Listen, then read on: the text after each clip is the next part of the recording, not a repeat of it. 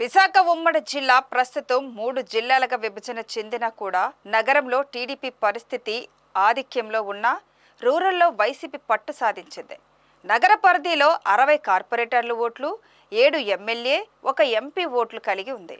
రూరల్లో MPTC, ZPTC, Yalamanchili, Narsipatnam municipal councillors ఓట్లు అన్ని కలిపి చూస్తే అటు నుండి ఇటు చూసినా అధికార పార్టీకి 250 ఓట్లు మించి కనబడడం లేదు. కనీసంలో కనీసం ఒక్కొక్క ఓటుకి 2 లక్షలు పలుకుతుంది.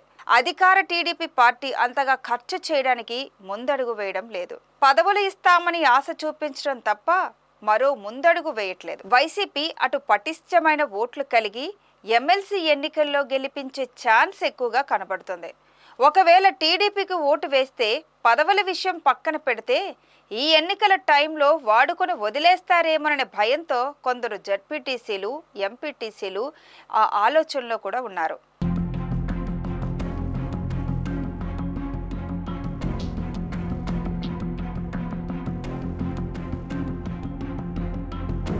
నగరంలో ఉన్న కార్పొరేటర్ల పరిస్థితి మరీ ఘోరంగా ఉంది.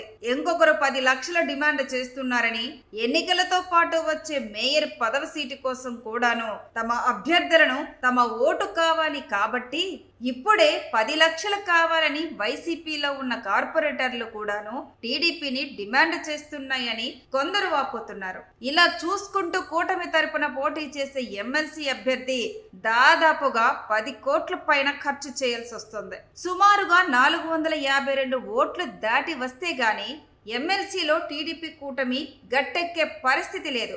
ఈ లెక్కలో చూసుకుంటే టీడీపీ అటు 500కి పైగా ఓట్లను కొనుగోలు చేయాలి తప్పదు.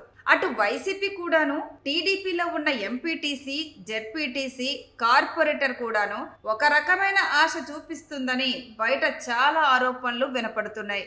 అదే జరిగితే స్థానిక సంస్థల ఎమ్మెల్సీ ఎన్నికల్లో మరోసారి వైసీపీ విజయ భేరి మోగిస్తుందని విశ్లేషకులు చెప్తున్నారు.